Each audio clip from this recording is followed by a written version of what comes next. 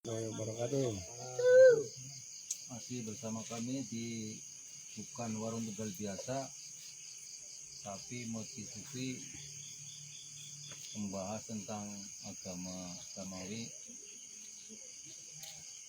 Judul yang kali ini akan diberi judul wasiat takwa.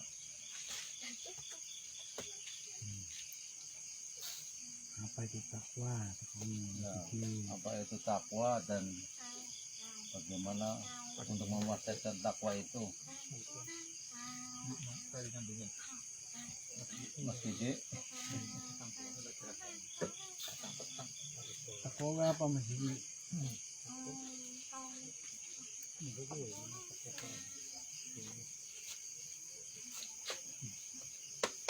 Takwa itu menjalankan segala perintahnya dan menjauhi segala larangannya. Tapi menjalankan perintah yang bagaimana, terus menjauhi larangannya bagaimana. Sedangkan kita itu harus tahu yang dilarang itu apa, terus dari siapa, itu kan harus jelas ya. Jangan cuma hanya menjauhkan segala larangan dan menjalankan segala perintahnya, tapi tidak tahu yang merintah siapa, yang nyuruh melarang itu siapa. Itu bagaimana itu? Barangkali Mas Didi paham kamu di sini monggo.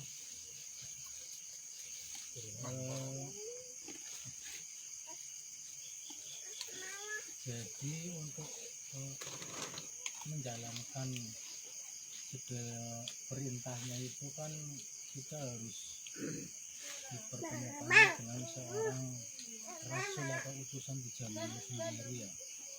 Kalau nggak diketemukan rasul di zaman kita sendiri, ya kita belum tentu bisa menjalankan segala perintahnya tentu yang dilarang itu. Kita mesti dipertemukannya seorang rasul atau utusan di zaman kita sendiri, bukan di zaman yang ke belakang. Jadi untuk menjalankan segala perintahnya dan menjauhi larangannya itu, kita mesti dipertemukannya dengan rasul di zaman kita sendiri. Terus ciri-ciri rasul di zaman kita sendiri itu seperti apa? Jadi nanti ada pembimbingnya itu seperti apa? Kita kan harus tahu, bukan cuma hanya menjauhkan segala larangan dan menjalankan perintah, tapi kita tidak tahu tuh yang merintah siapa, yang melarang itu siapa. Dan hanya sekedar tulisan, atau kita harus tahu wujudnya loh, wujud yang merintah itu siapa, yang melarang itu siapa. Dan itu harus di zaman kita sendiri, bukan di zaman yang ke belakang, karena kita mengikuti itu dari belakang, bukan mendahului. Jadi harus ada yang kita ikuti.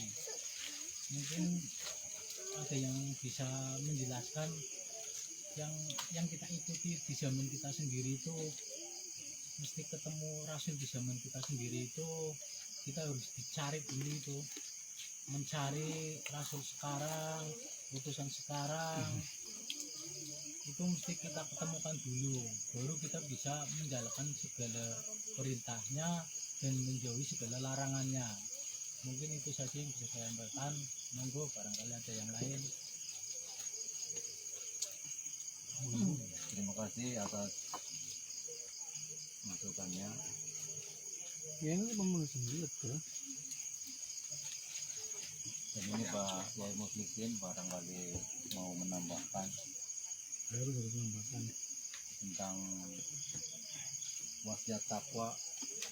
Monggo Pak. ini kok Ya, wasiat takwa ini temanya menarik, seperti tema khotbah khotbah ya, di mana salah satu rukun dalam khotbah adalah wasiat takwa. Apabila wasiat takwa tertinggal dalam khutbah, maka sholat Jum'ahnya tidak sah. Dan takwa di sini bagaimana yang telah disampaikan tadi oleh Bapak Rojak adalah menjalankan semua perintahnya dan menjauhi segala larangannya. Cuma dalam perspektif hakiki, perintah dan larangan itu ada yang memerintah, ada yang diperintah, dan apa yang diperintah. Berarti ada 3 hal yang harus terpenuhi. Apabila kita melaksanakan, asal melaksanakan hasil dari bacaan-bacaan, literasi-literasi, itu baik, tapi kurang sempurna. Sebagaimana tadi, apabila ingin terpenuhi ketiga-tiganya, ada yang memerintah, ada yang diperintah, dan apa yang diperintah itu harus, kalau kita jelas pelaku orang yang diperintah, tapi siapa yang memerintahkan, ya. Kalau kita memerintahkan, mungkin orang di luar menjawab, yang memerintahkan ya Allah dan Rasulullah, ya. Rasulullah yang mana yang dahulu? Apa sudah berinteraksi dengan Rasulullah yang dahulu? Nah, itu berarti kan ke belakang. Nah, ini karena ini harus ada yang memerintah dan yang jelas yang diperintah adalah kita, maka kita harus mencari dan sampai ketemu sosok manusia yang memerintahkan apa yang harus kita kerjakan. Itulah yang menjadi pembimbing kita, yang menjadi penuntun kita, yang menjadi panutan kita, di mana ucapan-ucapannya, arahannya, larangan-larangannya, perintahannya harus kita taati. Kita harus menemukan manusia yang benar-benar ditaati. Itu dalam perspektif hakiki. Harus demikian. Tapi kalau kita mengikuti dengan Nabi Muhammad bin Abdullah yang hidup di 1500 tahun yang lalu kurang lebih, itu walaupun baik tapi kurang sempurna. Karena apa? Karena untuk hal ini harus yang perintah yang sezaman dengan kita, yang bisa komunikasi langsung, yang bisa interaksi langsung, ya. Jadi Nabi Muhammad setelah wafat, nanti ada penerusnya, ada pewarisnya wafat lagi, ada pewarisnya lagi, terus sampai sekarang. Nah, manusia pewaris Rasulullah di zaman sekarang itulah yang menjadi utusan Tuhan yang akan memerintahkan kepada manusia dan melarang kepada manusia, dan apa yang dilarang, apa yang harus dikerjakan itu tersampaikan semua secara langsung kepada kita. Itu yang harus kita temukan, yang di zaman sekarang disebut ulama waris atau waliya mursida atau ulil amri minkum. Di situ harus kita temukan, ya. Kalau kita nggak menemukan itu, maka kita berarti menjalankan perintah atau meninggal larangan, tapi kita tidak tahu secara langsung siapa yang merintah dan siapa yang melarang. Kita asal ngerjakan saja lewat tulisan-tulisan, bacaan-bacaan, atau memang dari media sosial, mungkin dari itu. Walaupun itu ada manfaatnya, tapi kurang sempurna apabila tidak menemukan manusia yang merintah dan yang melarang itu. Begitu kira-kira dari saya.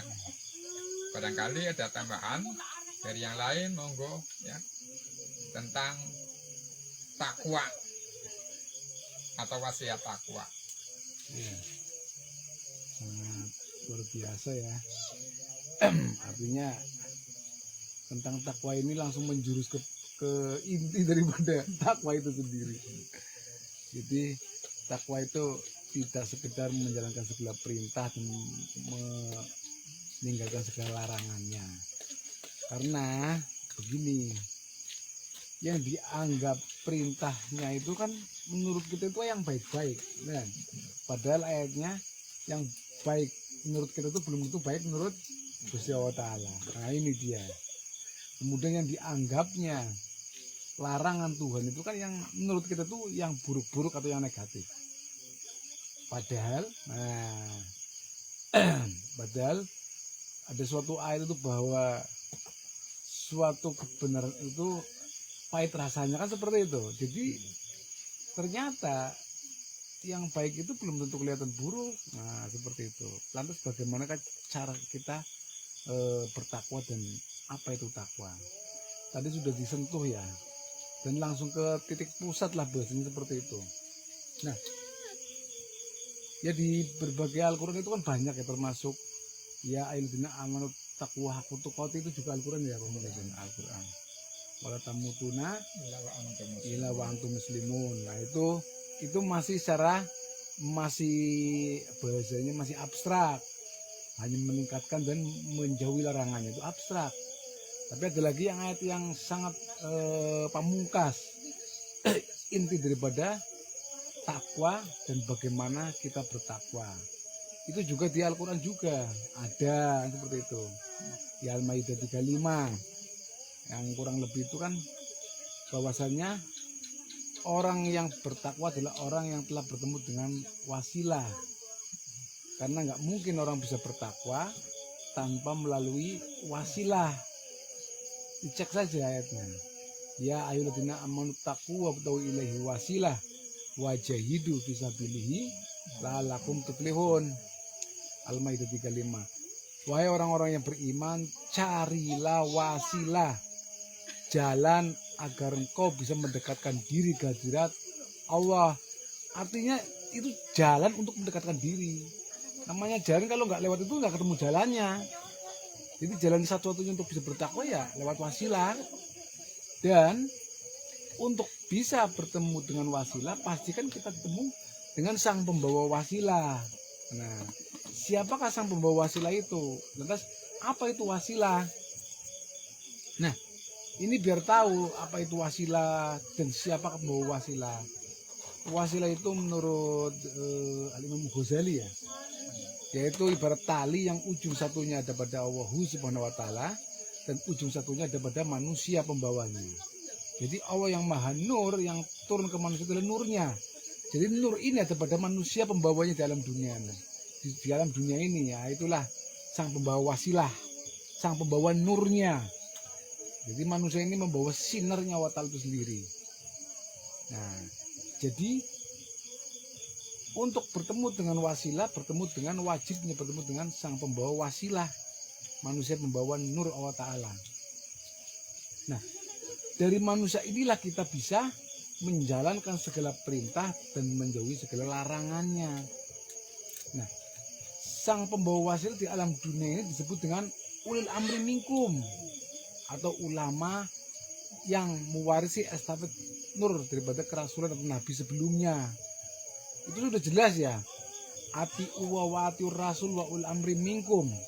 Taatilah Allah dan taatilah Rasul serta taatilah ulil amri minkum. Nah, antara Allah dan ulil amri minkum itulah yang disebut wasilah. Jadi kalau nggak ketemu ulil amri minkum, ya nggak bisa kita bertakwa menjalankan segala perintah, nggak bisa. Karena perintahnya itu untuk menjalankan perintah Allah Ta'ala itu masa kita bengok-bengok orang kena ngomong apa, kan nggak bisa ngomongin. Pasti tahunya itu yang baik-baik itu yang turun dari Allah Ta'ala, benar? Yang jelek-jelek atau yang buruk-buruk itu bukan dari Allah Ta'ala. Itu kan salah besar. Jadi pandangan orang umum itu seperti itu. Perintah itu pasti yang baik-baik, ini seperti itu. Sedangkan yang baik-baik menurut manusia itu belum tentu baik menurut Allah Ta'ala. Nah, sedangkan Allah Ta'ala memerintahkan manusia, tentunya ada yang dijadikan media penyampai atau rasul utusan. Apalagi di ayatnya di Asyura 51 jelas, tidak mungkin, tidak patut seorang manusia Allah kepadanya itu berkata-kata secara langsung, itu nggak bisa. Nah, Allah berkata-kata kepada manusia itu wajib melalui 3, yaitu melalui wahyu, dibalik tabir atau wasilah, dan juga seorang utusan atau rasul. Dan itu jelas ternyata wasilah itu ya isinya itu. Nah wasilah itu ya isinya wahyu, kemudian yang membawanya adalah seorang utusannya ulil amri minkum itu. Nah jadi ucapan ulil amri minkum ini sama saja ucapan daripada Allah Ta'ala.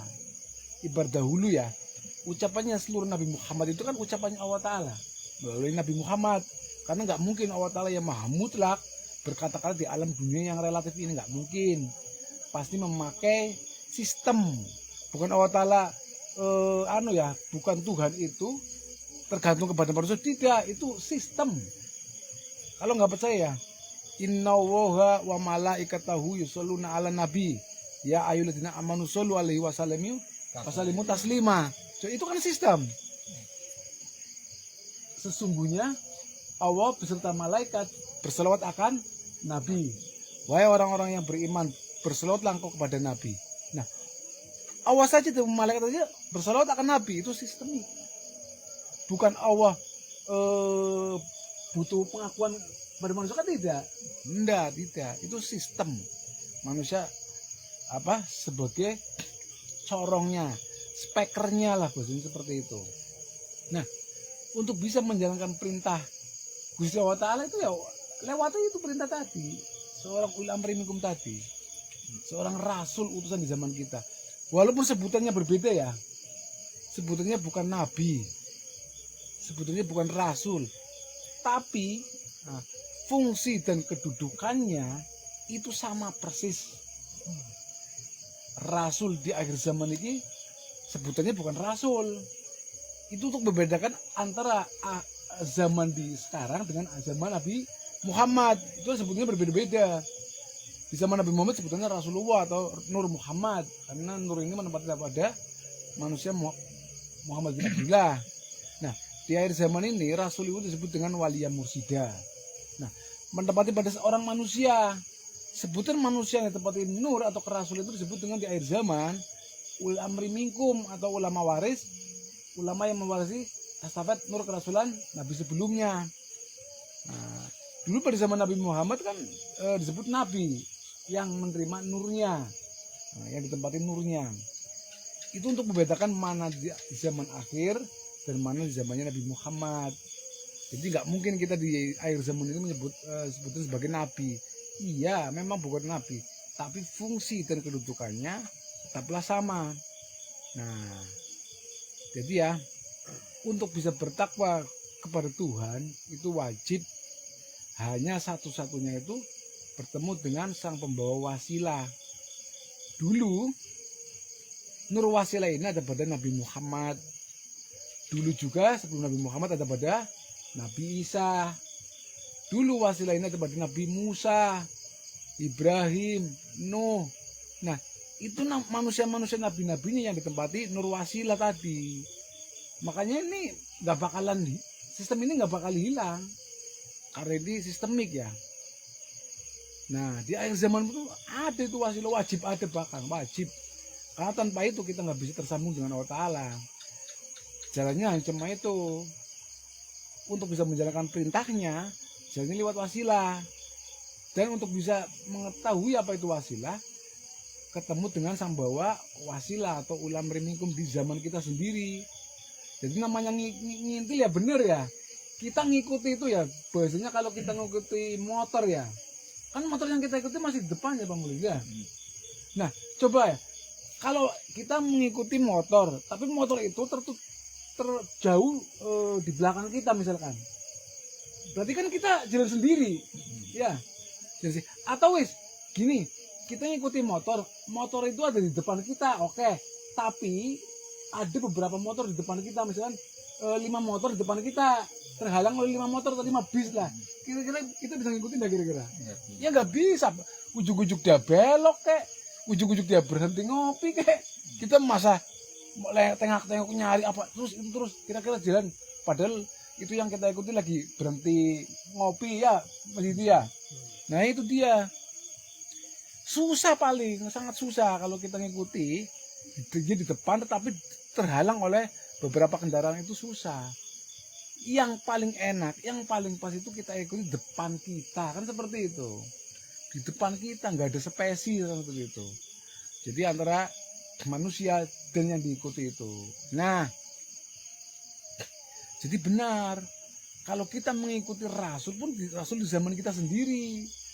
Kalau kita mengikuti di zamannya Nabi Muhammad, pasti sampai hanya berdasarkan literasi, kan seperti itu ya. Dan semua literasi kan membenarkan semua ceritanya. Literasinya Nabi Muhammad, cerita kisah Nabi Muhammad, akhlak-akhlaknya Nabi Muhammad pasti kan dibenarkan oleh umatnya Nabi Muhammad, benar ya? Dan harus diikuti. Kemudian literasinya Nabi Isa, pengetahuannya Nabi Isa, ajarannya Nabi Isa, akhlaknya Nabi Isa diikuti oleh umatnya Nabi Isa. Tapi apa mau umat Nabi Muhammad mengikuti? Ayo, kan pasti enggak. Nah itu dia. Padahal sama-sama Rasul di zaman itu. Tapi apa ada yang mau orang-orang Islam mengikuti jejaknya Nabi Isa? Nah itu pasti kan masing-masing biasanya seperti itu ya. Nah itu dia. Kalau terlihat dengan secara syariat tadi, ya secara syariat tadi kan. Kalau secara syariat pasti akan berdasarkan literasi, itu nggak apa ya. Literasi pengetahuan, dan itu pasti merasa benar sendiri dan menyalahkan literasi dari Rasul yang lainnya. Itu kalau secara syariat. Bahkan ya kalau secara syariat ya pengetahuannya kita umat Nabi Muhammad pasti akan merasa benar dengan ajarannya. Kita nggak mungkin bisa mengakui kebenarannya umat Nabi Isa, ajaran Nabi Isa, nggak mungkin, itu secara syariat. Makanya tetapi secara hakikat, nah itu sama. Kalau secara hakikat Nabi Muhammad, Nabi Isa, Nabi Musa, Nabi Ibrahim, Nabi Nuh ternyata kan sama. Manusia-manusia ini adalah manusia yang ditempati oleh Nur Allah Ta'ala. Nur yang turun dari Allah Ta'ala, Rasul. Nah, begitu juga di akhir zaman ini, pasti ada seorang manusia yang ditempati oleh Nur Allah Ta'ala, yang Nur ini dahulunya daripada Rasul-Rasul. Nah, di akhir zaman ini yang disebut dengan ulil amri minkum, itu manusianya. Jadi kalau nggak ketemu manusia ini kan secara hakikat ya. Jadi manusia ini, maaf saja nih, biar digaris bawahi, yang disebut dengan ulil amri minkum atau al ulama warasatul anbiya, seorang manusia ini kan diikuti kata-katanya, kita taati kata-katanya, itu enggak? Karena kalimatnya kan ati wa ati rasul wa ulil amri minkum. Nah, artinya dari manusia ini seluruh perintahnya itu kan kepada umat manusia. Jadi ya seorang manusia ini yang menerima nur di zaman ini tentunya kita taati bukan satu golongan agama saja. Jadi seluruh merek agama yang di dunia ini pun wajib bisa mengikutinya ini. Walaupun secara barunya kan namanya beda. Ada Konghucu, ada Hindu, ada Buddha, ada Islam. Itu secara baru kan agamanya beda. Tapi secara hakikat, untuk menyambungkan sampai ke hadirat Tuhan, ini lewatnya jalur ini, manusia pembawa wasilah ini. Berarti yang disebut sang pembawa wasilah atau ulil amri minkum itu bisa memberikan jalan petunjuk kepada Tuhannya. Nah, seluruh umat manusia, bukan hanya untuk satu golongan saja. Nah, karena ini kapasitasnya kapasitasnya ya substansinya, esensinya itu sudah untuk seluruh umat manusia. Jadi bukan sekedar golongan. Jadi bagi yang telah bertemu dengan ulil amri minkum, yang menurutnya ulil amri minkum tetapi hanya mampu bisa menunjukkan jalan bagi satu golongan agama Islam saja, berarti itu masih belum. Kan ya, masih belum. Karena seorang rasul itu untuk seluruh umat. Jadi itu ulama waris, tapi dia anti umat lainnya, belum. Nah, kan seperti itu. Tapi seorang manusia ini bisa menunjukkan jalan petunjuk kepada seluruh umat dengan baru merek agama yang berbeda. Kan seperti itu. Ini menyatukan, bukan malah merasa benar sendiri, menyalahkan orang lain atau agama lain. Nah, jadi itu patokannya itu ya. Jika di luar sana sudah merasa bertemu dengan ulil amri minkum, tetapi hanya mampu menunjukkan jalan bagi golongannya saja, itu belum dikatakan ulil amri minkum. Kan seperti itu ya. Tapi ulil amri minkum ini tentunya semua persis dengan fungsi dan kedudukan Rasul. Artinya dia itu mampu menunjukkan jalan dan caranya di dalam mengenal Tuhannya hingga beribadah kepada Tuhan dengan seluruh merek agama baru yang berbeda-beda. Ini menyatukan. Tapi maaf ya, secara syariat agama satu dengan agama itu tidak mungkin kita satukan, kan seperti itu ya.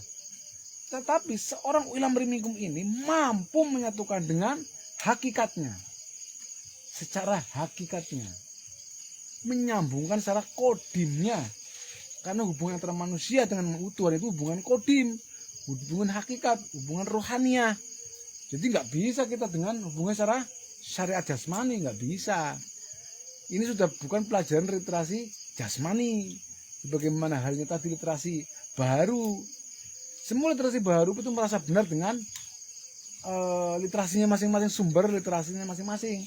Tetapi di sini, untuk bisa menyambungkan, membenarkan seluruh literasi yang ada di syariat, itu wajib melalui literasi hakikat. Yang ini hanya bisa diajarkan oleh seorang ulama waris atau yang disebut rasul. Jadi ya, bahkan ya, manusia yang ditempati nur ini kan di akhir zaman disebut ulil amri minkum. Sedangkan manusia yang ditempati nur ulil amri minkum itu disebut dengan waliyah mursida, kan seperti itu, mursid. Nah, saya perkecil lagi. Jika mursid kalian hanya mampu menunjukkan jalanmu saja, tidak untuk seluruh umat manusia, itu pun bukan mursid. Bukan mursid, karena mursid itu rasul. Dia nur tentang sesuatu ta'ala, pasti rahmatil alamin. Ya, jadi seorang yang disebut mursid, ya, nur yang turun dari Allah yang menempati pada seorang manusia yang disebut ulil amri minkum, ini mampu menunjukkan jalan kepada seluruh umat manusia, walaupun dengan merek agama baru yang berbeda-beda.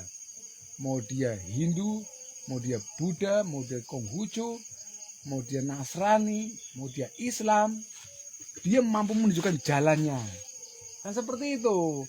Jadi bukan berdakwah begini ya modelnya. Contoh kita kan Islam nih. Kemudian kita dakwah, kita rayu-rayu agama lain untuk masuk Islam. Begitu apa bukan?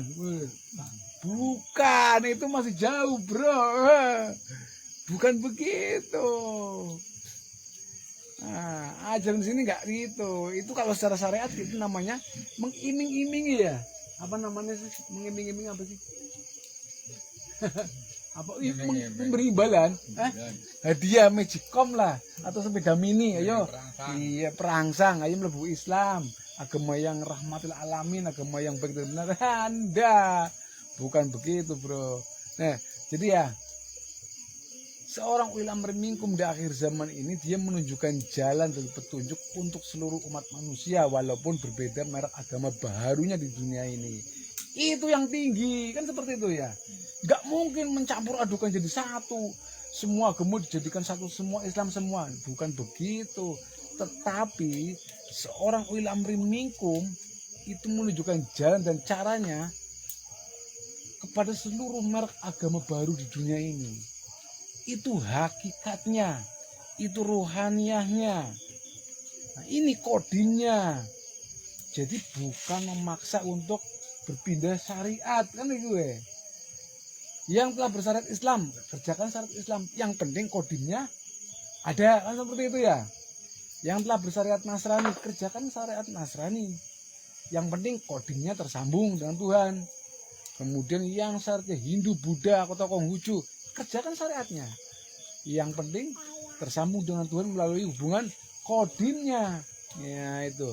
Nah, hubungan antara manusia dengan Tuhan itu melalui hubungan kodim.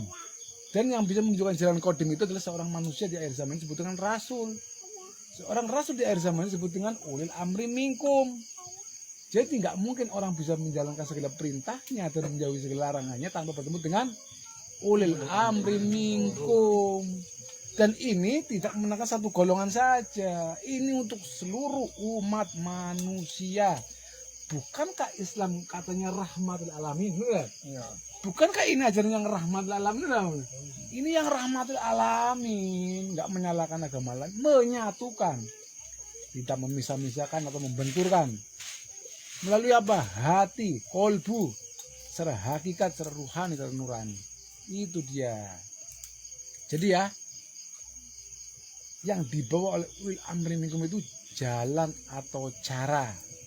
Karena jalan ini jalan presisi, ya, jalan yang on garansi, maka seorang manusia di akhir zaman ini dia pasti membawa sebuah metodologi yang ilmiah, amalia, eksakta dan bisa dibuktikan. Cari itu. Kalau ada orang ya yang disebut mursyid atau ulil amri minkum atau yang mengaku ulama waris, yang penting dia bisa menunjukkan jalan dan caranya, metodologi, rukun dan syaratnya. Nah, dan on garansi, jangan mudah-mudahan nggak laku. Insya Allah mau sampai nggak laku. Yang pasti. Karena ini kata Nabi ya, al aslamu ilmiun wa amaliyun. Islam itu ilmiah dan ya'lu wala yu'la alai sangat tinggi tertolak bandingnya. Sangat tinggi ini diakui oleh seluruh umat manusia. Nah, kalau secara baharunya itu pasti nggak bisa, kan? Iya, merasa benar dengan golongan itu nggak bisa. Tapi ini untuk hakikatnya, ya'lu wala yu'la sangat tinggi itu secara hakikat. Jadi mengangkat agama baru di dunia ini menjadikan tersambung kembali ke hadirat Tuhan. Tersambung melalui jalur kodim. Metodologinya makanya metodologi kodim. Tarekatmu tarekat kodim, bukan tarekat dunia. Nah, bukan tarekat syariat. Kalau tarekat syariat ya sampai mentok di syariat. Ini tarekat hakikat, ini tarekat kodim, tarekat arwah. Nah, maka dibutuhkan sebuah metodologi yang pasti. Kenapa pasti? Nah, gini. Agama itu mutlak karena turun daripada yang maha mutlak. Nah, karena mutlak itu lebih pasti daripada matematika. Nah, karena agama itu mutlak dan pasti, tentunya ada rukun syarat dan metodologinya. Karena kalau nggak ada metodologi dan rukun syarat, nggak ada kepastian, kan seperti itu kan? Bagaimana agar sampai suatu tujuan? Pasti ada rukun syarat dan metodologi. Yang itu mesti eksakta, kan seperti itu. Nah, jadi kita garis bawahi langsung ini. Jadi orang yang bertakwa adalah orang yang menjalankan segala perintahnya dan menjauhkan segala larangannya, yang itu bersumber daripada ulil amri minkum di zaman kita sendiri atau rasul di zaman kita sendiri. Jadi nggak mungkin bisa kita bertakwa menjalankan segala perintahnya atau menjauhi segala larangannya itu tanpa bertemu dengan ulil amri minkum. Jadi ya rumusnya ya yang paling utama, carilah wasilah. Kalau nggak ketemu wasilah, carilah sang pembawa wasilah. Kalau sulit lagi mencari, carilah tahu kepada orang yang bercerita tentang wasilah, kan gampang. Cerita wasilah siapa? Mas Didi, cari Mas Didi ki. Sing arane Mas Didi ki. Iki Mas Didi wong Tegal lah, wong Tegal, iki wong Tegal. Iki cari lagi, ngendi wasilah sing duwe wasilah. Apa itu wasilah? Iki cari ke orang-orangnya. Jadi jangan jangan menurut perspektifnya sendiri. Oh ini pasti sang membawa wasilah. Tapi ditanya ilmiahnya, ditanya on garansinya, nggak ditanya apa eksaktanya, nggak bisa jawab, berarti bukan. Nah itu. Jadi ya agama itu on garansi. Jangan mau kita dibodohin dengan agama yang nggak jelas ya. Maaf saja ini. Islam itu sangat jelas sekali, terang benderang. Dalil kita bula, raibawi hudalil muttaqin, bagi orang yang telah bertemu dengan wasilah. Itu dia. Jadi nggak mungkin agama nggak jelas tanpa bertemu dengan wasilah. Jadi agama itu akan menjadi jelas sangat terang benderang ketika kita bertemu dengan sang pembawa wasilah sehingga bisa bertakwa. Dalil kita bula, raibawi hudalil muttaqin, bagi orang-orang yang bertakwa, bagi orang-orang yang telah bertemu dengan ulil amri minkum di akhir zaman ini. Begitu ya. Nah, demikian guys, ini bincang-bincang bukan warung Tegal biasa tapi motif sufi. Bincang-bincang agama samawi tentang hakikat, tentang akhirat, tentang kodim, tentang rohani. Nah, jadi bagi yang mau belajar ya carilah yang iklannya lah, gampangnya kamu siap. Kan nggak mungkin mencari produk tapi nggak cari iklannya. Siapa yang menceritakan produknya? Cari aja sumbernya di situ. Kebetulan kita dari Gria Pasulukan, Jawa Tengah. Nah, ada linknya, tinggal dihubungi saja. Demikian guys. Nah, mudah-mudahan menjadi tercerahkan. Kalau nggak tercerahkan tolong dibantu ambil marti, diketukin ke batuknya masing-masing. Tuk tuk tuk tuk karena biar agak encer biasanya. Dia masih diisi kental-kental lebih tuk tuk tuk. Afalat takilun, afalat tafakkarun. Nah, ya. Tidakkah kau berpikir, tidakkah kau melihat, tidakkah kau berakal atau gendeng. Seperti itu. Nah, kalau tidak itu semua dituk-tuk-tuk, nah, barangkali kan besoknya encer itu ya. Mohon maaf guys, ini bercanda ya. Demikian, billahi anta maksudi wa wassalamualaikum warahmatullahi wabarakatuh. Waalaikumsalam warahmatullahi